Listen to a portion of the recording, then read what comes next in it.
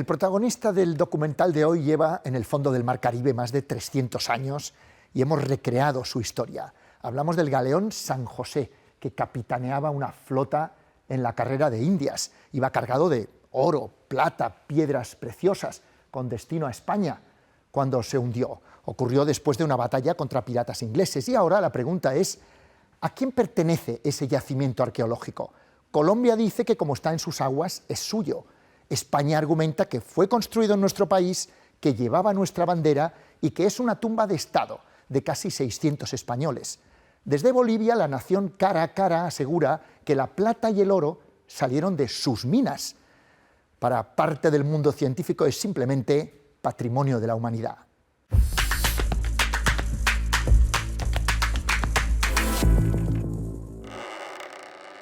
Soy Javier de Solís Bomón, 11º conde de Casalegre.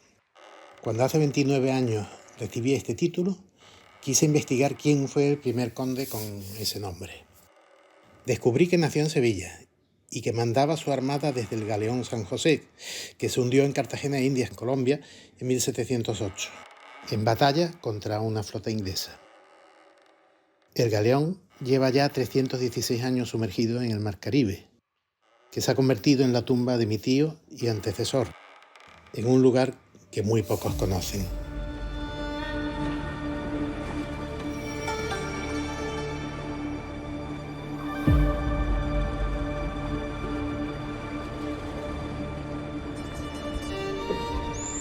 Cuenta la historia que en algún lugar de esta zona se encuentra a 600 metros de profundidad el galeón San José, el cual venía con un cargamento de oro, plata y prendas lujosas de los recaudos fiscales del Virreinato del Perú.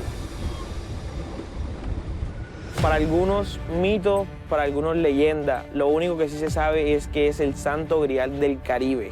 En la actualidad es uno de esos galeones que digamos míticos, que ha alimentado de alguna manera el imaginario de cualquier romántico, arqueólogo de todo el siglo XX y nos sigue atrayendo esas historias de aventuras, de romanticismo, de piratas, de barcos hundidos con tesoros.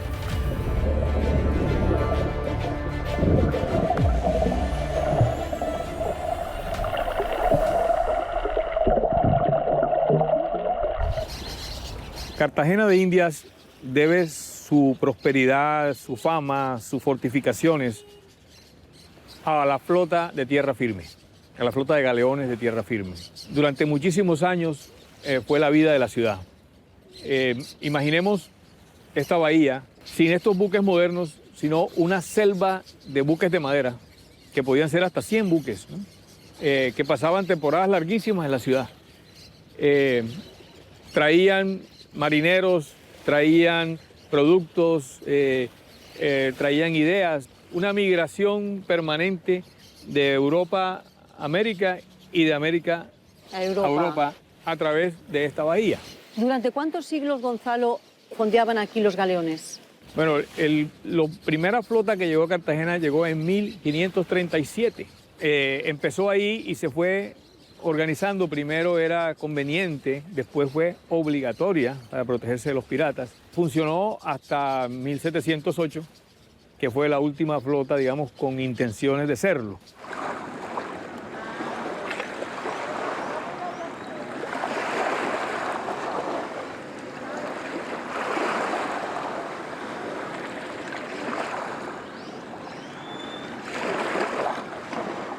Hay más de 60 galeones ingleses, franceses, españoles, hundidos en la bahía de Cartagena y alrededores. Ciertos elementos que tienen más de 100 años de estar bajo el agua y son valiosos, son patrimonio.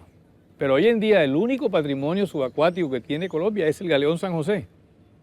Porque según la ley colombiana hay que declararlo específicamente. Como el San José, históricamente no había más.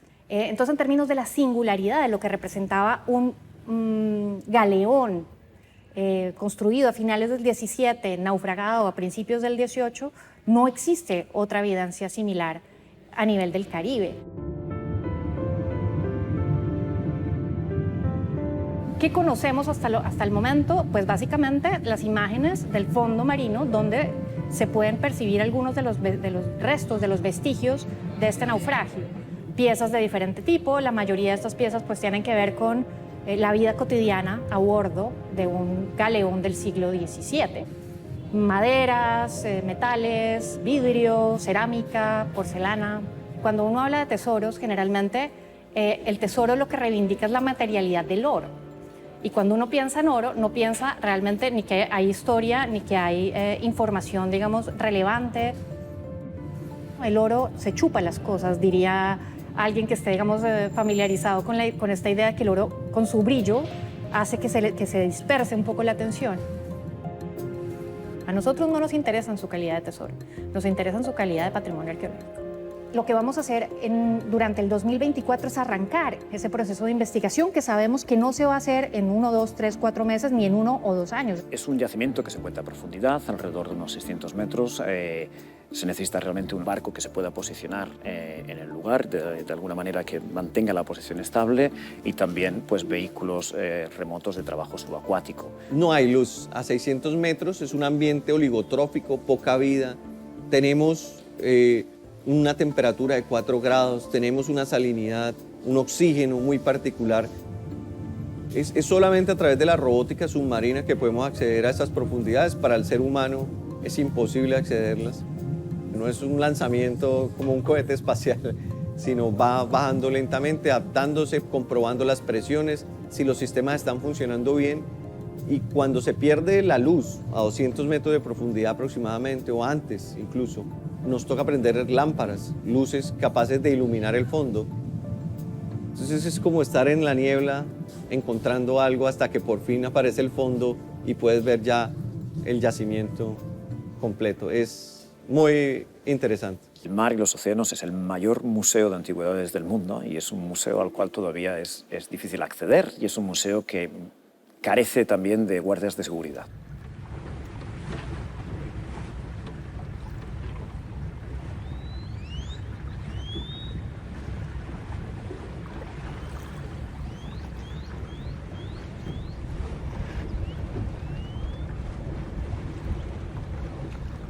Uno de los principales tesoros que nos ha proporcionado la carrera de Indias es precisamente la documentación, los documentos que han sobrevivido. Aparte de las materias primas que nos encontramos en América, que podía ser el cacao, tabaco, algodón en menos cantidad, sobre todo era el tráfico de plata y oro, que un poco era el sustento principal de la corona o de la hacienda real en esos momentos.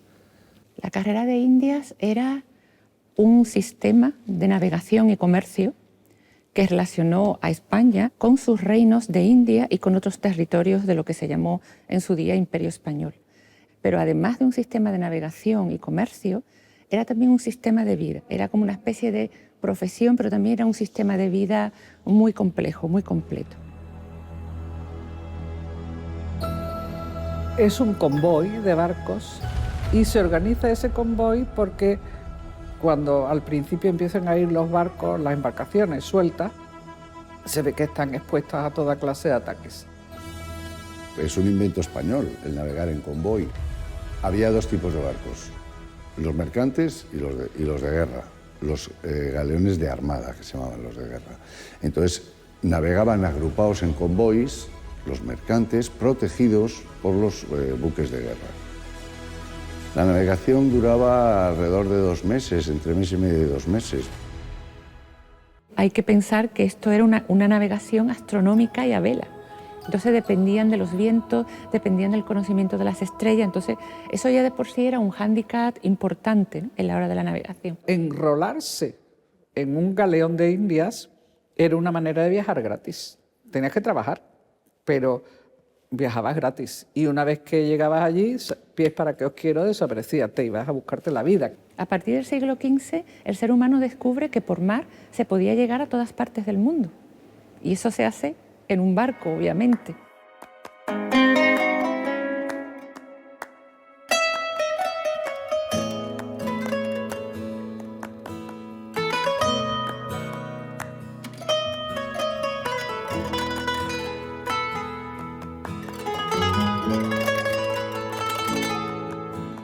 América de pronto es el gran proveedor de todo y de novedades y de... cambia por completo la historia, en todos los sentidos. Tú estás en Sevilla, en el siglo XVII o XVIII, y en Cádiz, vamos a trasladarnos a Cádiz, y ves llegar, viene la flota, bueno, todas las campanas al vuelo, todo el mundo rezando, y empiezan a fondear esos barcos, 20, 30, 40, los que fueran.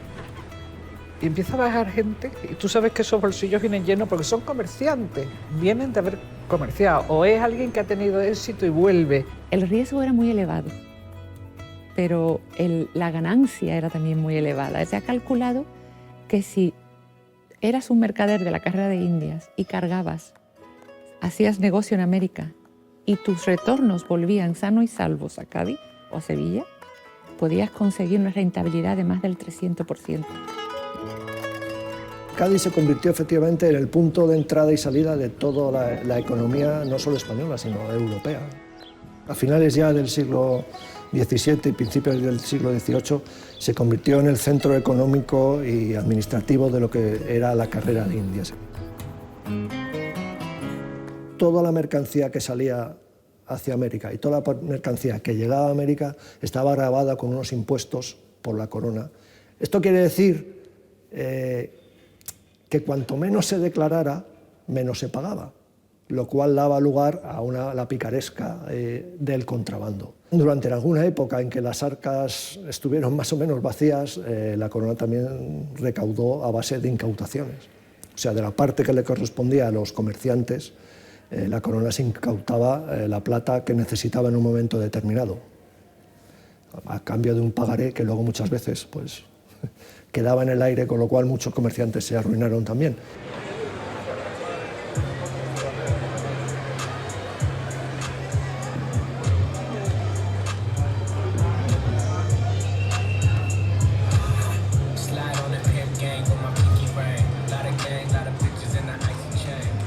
Vamos a mostrarle al mundo que Colombia va a proteger el patrimonio, que utiliza la ciencia y la tecnología para hacerlo.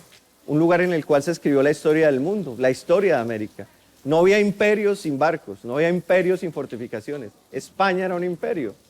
Y España tuvo la oportunidad de controlar América durante tantos años a través de ese dominio. Y esos vestigios están en el fondo del mar. Están allá y los hemos encontrado. Y lo podemos decir con toda tranquilidad, o sea, sí es el galeón San José porque hay pruebas científicas. En la campaña del 22 se logró establecer el área arqueológica, el área del impacto. Otra de las pruebas es las crónicas que había del galeón y lo que se encontró en el galeón, desde tacitas de té hasta la moda, la forma en que se acuñaba esa moneda. Esta primera fase es una fase que está orientada fundamentalmente a la caracterización del sitio arqueológico de manera no intrusiva. A diferencia del 2022, es un grupo más amplio de diversas especialidades y el reto principal es mapear, ojalá milímetro por milímetro, el yacimiento. Aunque esta misión investigativa y cultural es de Colombia y la está ejerciendo el país con recursos públicos colombianos, pero eso no quiere decir que no podamos participar todos de esta experiencia, de esta misión investigativa, histórica y cultural. La Armada estaría encantada de participar y de aportar expertos. Tenemos unas cuantas unidades preparadas y estas están compuestas por personal cualificado, con experiencia en este tipo de proyectos. Es importante sacar información, es importante ver qué tenemos ahí abajo, pero hay que hacerlo desde un punto de vista estrictamente arqueológico, estrictamente técnico. El San José es una tumba de guerra y como tal tumba de guerra es la premisa y es la primera consideración que hay que tener en cuenta para hacer cualquier intervención sobre el pecio. Estamos hablando de más de 600 personas que navegaban en ese momento, que viajaban en ese momento.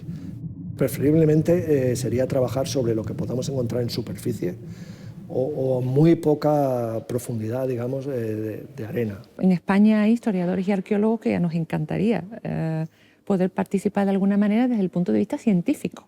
O sea, el galeón San José es la única evidencia arqueológica que existe sobre un periodo de transición muy importante en la corona española para entender la evolución de la construcción naval.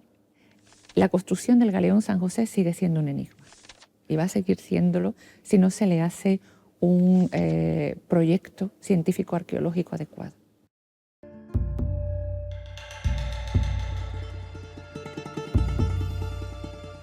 Galeón San José es un ejemplo también de muchas narrativas y muchas historias distintas. Muchas comunidades indígenas fueron afectadas, fueron explotadas. Nosotros podemos ver esos momentos muy lejanos, pero comunidades indígenas como los Caracara pueden llegar a entender que esos crímenes que pasaron en el pasado todavía son vigentes hoy. Mi nombre es Tata Samuel Flores Cruz, yo soy líder de la nación Caracara. Estamos en ese camino de la reivindicación histórica. Por eso estamos aquí en Cartagena. Cuando vine en el 2017 llegué como Cristóbal Colón, porque yo vine solo. Pero ahora estamos haciendo la realidad de ese sueño que ha sido pues reclamar, porque nuestros pueblos ya sabían de este Galeón San José. Organizamos 2007 un proceso de investigación, documentos, y 2010 tomamos la decisión de apersonarse al gobierno de Colombia. El año 2017 radicamos las primeras cartas en Bogotá. Las partes somos la nación Caracara, dueño del Cerro Rico de Potosí, donde salió toda la plata y también mucho oro de muchas minas de nuestra nación. Los hermanos colombianos, España, sí, dueño del barco, de su tripulación, de la gente que estaba ahí, también tiene derechos. Y los tres sentados definamos esto, y que se saque todo, y que se identifique, se dé su valor histórico de su procedencia, y que esto sirva para reparar los daños materiales e inmateriales que causaron nuestros ancestros.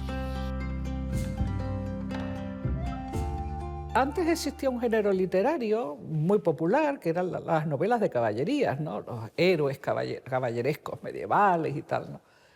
Eso desaparece en España.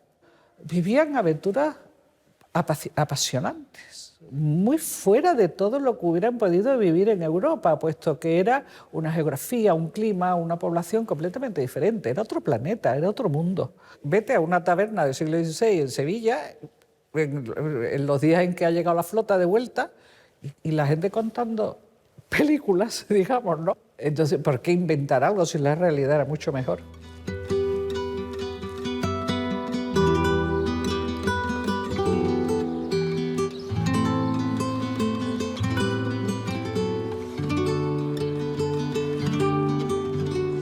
Si quieres investigar sobre América, tienes que empezar aquí. Sí. Y además es apasionante. Porque las horas que hemos pasado, ¿verdad? Estupenda. Y más que vamos a pasar, porque esto no se acaba aquí.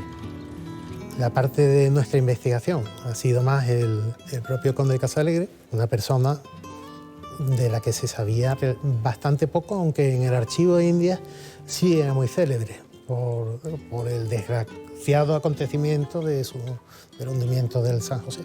Es como si fueras un detective que tiene que descubrir qué ha pasado, quién ha sido, por qué ha pasado. José nace en 1637 en esta casa. Pertenecía a una familia sevillana, los Fernández de Santillán. En un momento dado le dan el cargo de general de la flota de galeones, que son la guardia de la carrera de Indias. Él tenía que haber salido aproximadamente en 1700 a las Indias, pero como comienza pronto la Guerra de Sucesión Española, hasta 1706 no puede salir a América para cumplir su misión, la importantísima misión de traer los caudales que necesita el rey. No hay problema en la travesía, pero cuando llega allí, y está 2 años, se encuentra con que hay ingleses en la zona. Eso significa que tú tenías el enemigo en casa. Los enemigos de España en ese momento, que eran casi todas las potencias europeas contra Francia y España en la Guerra de Sucesión, pues lo que intentaban era hacerse, sobre todo con los galeones estos, para romper el comercio entre España y América e intentar que no llegaran a España los tesoros del rey, que eran con los que se iba a financiar la guerra. Él se ve en un dilema. Por un lado, le dicen, no puedes volver a Cartagena de Indias y no puedes volver todavía a España porque es muy peligroso. Están las flotas inglesas esperando. Al mismo tiempo, del rey le llegaban cartas pidiéndole que volviera porque la situación económica era bastante desesperada. Cuando están relativamente cerca de Cartagena de Indias, se encuentran al enemigo. Actualmente nos encontramos en el canal de Boca Chica. Este es el lugar de ingreso, de acceso a la ciudad de Cartagena. Toda embarcación de la época del siglo XVI y siglo XVII debía ingresar por aquí. El galeón San José venía de Portobelo hacia la ciudad de Cartagena. Venía con los recaudos fiscales del Virreinato del Perú y se dice que venía con una gran cantidad de tesoros, entre esos oro, plata, vajillas. Pues desde Portobelo, desde su salida de Portobelo, fue notificado que habían unas embarcaciones inglesas merodeando las islas del Rosario, pero porque se le había dado la orden a esas embarcaciones de interceptar el galeón por la importancia de la riqueza que traía.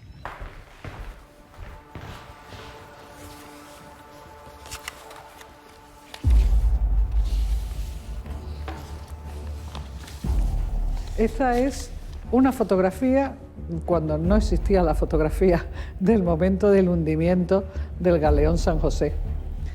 Es realmente una fotografía del momento, cuando estalla la Santa Bárbara, el pañol de la pólvora, según los testigos es una llamarada inmensa que sube por encima del palo mayor, sonidos como de bombas explotando y inmediatamente el galeón desaparece.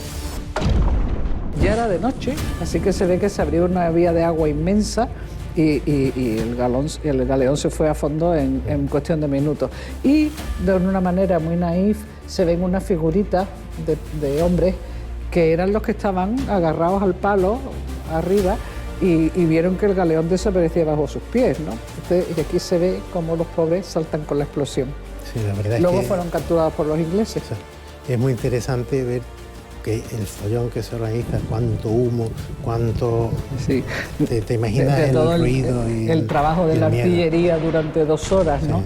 Tenía que ser un espectáculo dantesco, aparte de espectacular, dantesco, ¿no? Sí.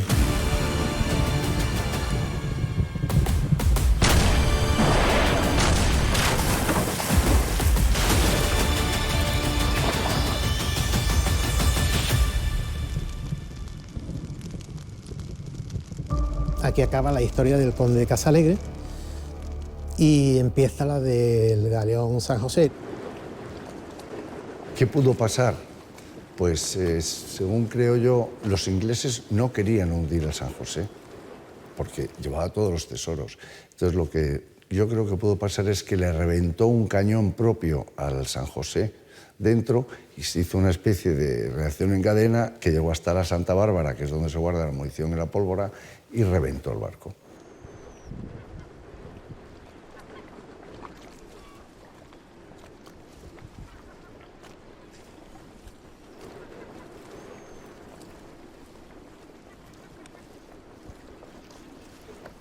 La vida en el galeón era una vida, pues, dura.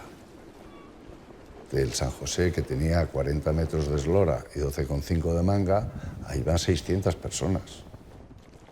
El agua era muy escasa para beber, no te lavabas, la comida era escasa, había animales a bordo, sobre las travesías más largas sobre todo, terneras, gallinas y se iban matando por el camino, con lo cual imaginen también el olor que había ahí abajo. Había que convivir con los otros habitantes del barco, que eran las ratas, los chinches, los piojos, y de eso no se libraba nadie por mucho dinero que pagaba. Si iba un virrey o volvía un virrey, un gobernador, es interesante porque ves todo el cortejo que llevaban. Llevaban cocineros, cocheros, profesores de baile, criadas, montones, criados de todo tipo, profesores para los niños. Era principalmente un buque de guerra. Lo que pasa es que tanto funcionarios o comerciantes con mucho dinero querían ir en el mejor barco.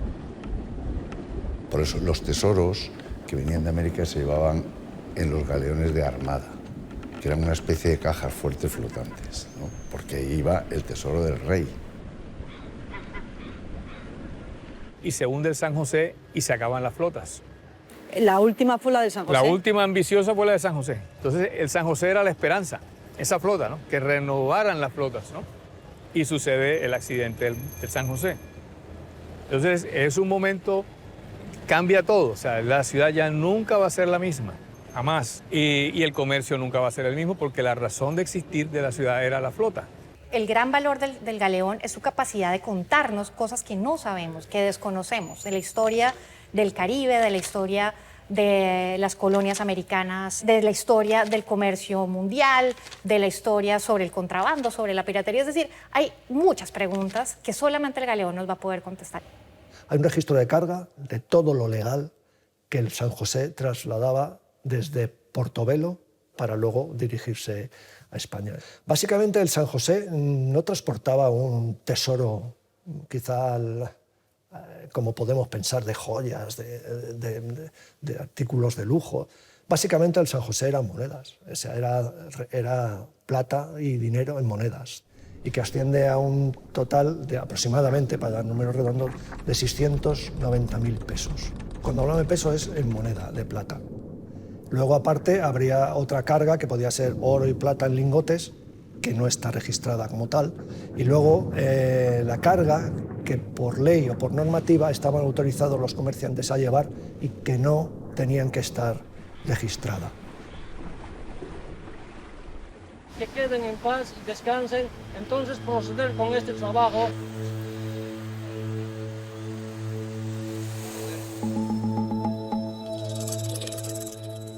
Con este acto ritual nosotros queremos sellar que nuestro reclamo no se va a parar. Estamos poniendo la piedra fundamental porque vamos detrás de eso a reconstruir la historia que se nos dejó y que nuestros ancestros estén en paz. Tata apusninchisman, tata íntima, maquilla, pachamama, alguien chispa. Los derechos no lo vamos a negociar, sino vamos a exigir que los derechos se cumplan en las partes. Y si no se da en el diálogo, pues se dará en el proceso jurídico y el tiempo nos juzgará quienes tienen la razón. Es hora de que se reescriba la historia. El galeón para nosotros es la oportunidad que se nos presenta para que cuando salga a tierra firme esas monedas, podamos decir nosotros esta moneda representa esto. Porque esto ha sufrido nuestros pueblos para que haya esto aquí. Y podemos escribir la otra cara de la moneda, que se habla de la opulencia del rey de España, de los galeones, pero no se habla de la otra moneda que es el sufrimiento de los pueblos, ¿no? Eso queremos describir nosotros con el galeón San José. Queremos que salga a tierra firme, pero que se le dé el trato correspondiente. Inclusive hemos planteado al gobierno colombiano que muestras representativas de lo que hay en el galeón retornen a la nación Jaracará para que nuestra gente vea a todo el pueblo boliviano que están gran parte de los recursos que han salido del Potosí, están volviendo. De alguna manera ese es un resarcimiento espiritual a la memoria de nuestros padres. Que con datos precisos puede señalar, toda la plata sale de la nación Jaracará, una parte del oro sale de la nación Jaracará.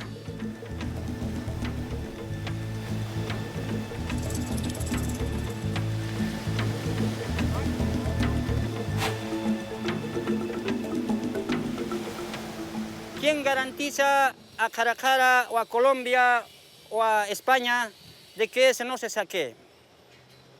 ¿Quién garantiza? La única garantía es que esto se saque.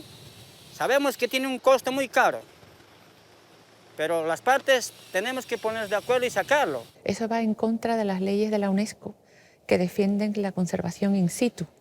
Y en caso de que haya un cierto riesgo, cosa que a 600 metros de profundidad no le veo mucho el riesgo, es el Estado colombiano el que tiene que proteger el yacimiento. Esto es una misión científica para recolectar fotografías, imágenes y algunas materialidades que están en el lecho para comprobar cuál es su comportamiento al salir de una profundidad de casi 600 metros.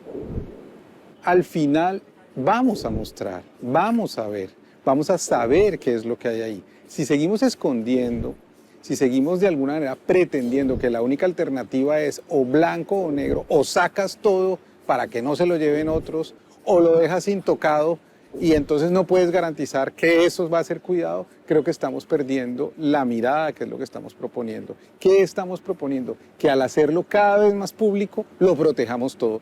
Evidentemente, sobre el Galeón San José hay muchos intereses, muchísimos, muchísimos. Y esos intereses también tienen muchos recursos y tienen también muchas facilidades, digamos, de movimiento. Necesitamos de alguna forma que haya garantías legales y garantías jurídicas para que no se vaya a afectar las posibilidades de hacer la investigación científica. En Cartagena hubo empresas turístico-exploratorias, ¿no?, de ciudadanos americanos residentes acá, de ir a sacar piezas de naufragios, cañones, anclas, iban, sacaban todo lo que quisieran.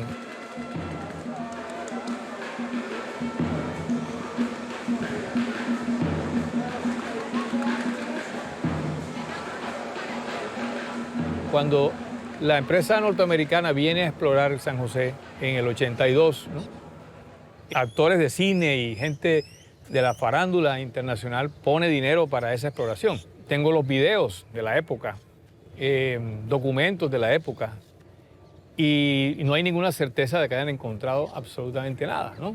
Nunca usan la palabra arqueología, yacimiento, pecio, nada, solo tesoro. Sin lugar a ningún tipo de duda, hemos encontrado 307 años después de su hundimiento el galeón San José. La exploración que hace el presidente Santos en 2015 utiliza unos medios mucho más eficaces, ¿no?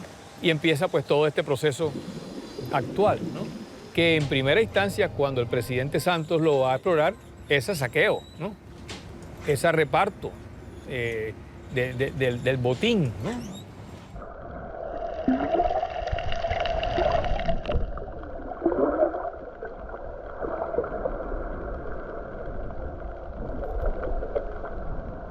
No hay nada que repartir, digamos, con la legislación actual.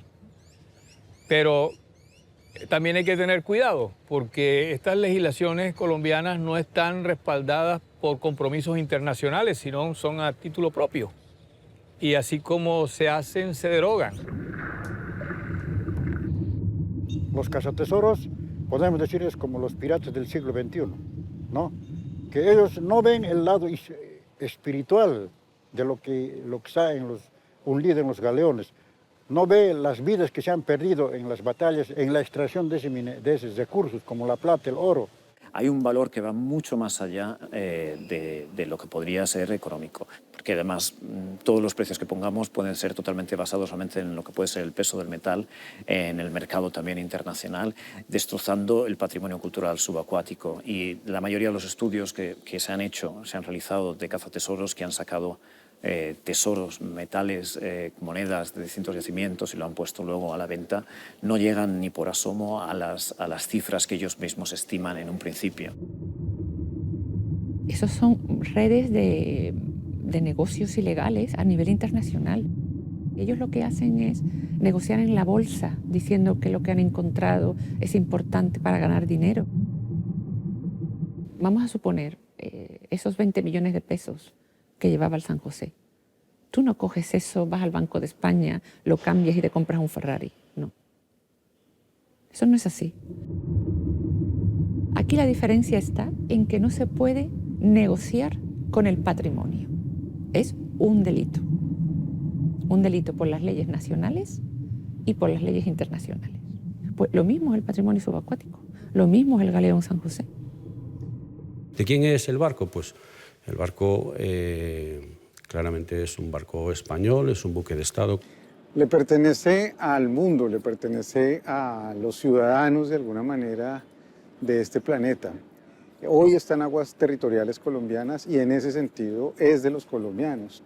España nunca ha renunciado, a pesar de los 300 y pico años que lleva hundido el galeón San José, no se ha renunciado a los derechos sobre dicho buque de Estado. Y que, bueno, que la legalidad internacional reconoce como tal. Para mí el Galeón San José es un patrimonio de la humanidad. Está en aguas territoriales colombianas. Entonces es el Estado colombiano el que tiene que cuidar de ese patrimonio. Pero este patrimonio es, antes de nada, patrimonio de la humanidad. Y lo que está bajo el mar no tiene dueño.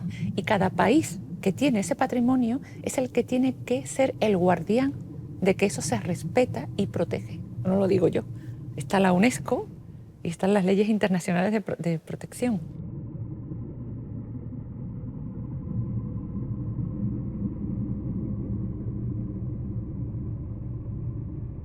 La intención actual es buena, ¿no? Pero también Colombia debería, de manera de ver, comprometerse internacionalmente, por ejemplo, firmando la Convención de la UNESCO, ¿no? Para que no sean leyes susceptibles de ser modificadas de acuerdo al criterio del gobierno de turno. Colombia no ha firmado fundamentalmente porque la Convención de UNESCO reconoce la bandera de los barcos y por lo tanto no reconocería que este barco es colombiano y en ese sentido va en contravía de la Constitución colombiana.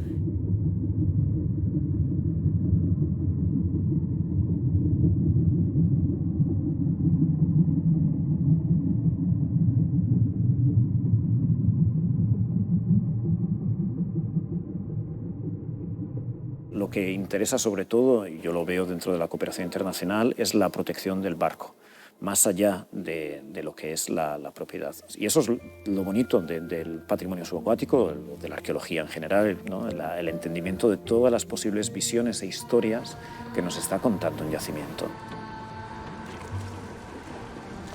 De cómo se forman los objetos de a bordo, de los que vivían a bordo, de las distintas dinámicas de construcción, de comercio marítimo, desde el hundimiento, de cómo se trata el yacimiento después a lo largo de distintas épocas, cómo de repente se involucra en la literatura, dentro del imaginario romántico de tesoros. Y esa es la importancia real del San José. Yo les aseguro que de aquí a unos años seguramente el Galeón San José, si todo va bien, será parte de los libros con los que los niños colombianos y las niñas colombianas aprendan historia, y una historia plural y una historia diversa que hable sobre el Caribe, sobre Cartagena, sobre el barco.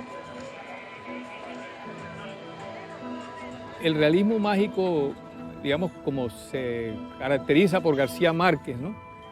Está en todas las acciones de nuestra vida diaria en esta tierra, ¿no? Todo aquí es realismo mágico, ¿no? Nosotros tenemos una forma de ver la realidad totalmente fantasiosa. El Galeón San José está metido en todo ese mundo, ¿no? O sea,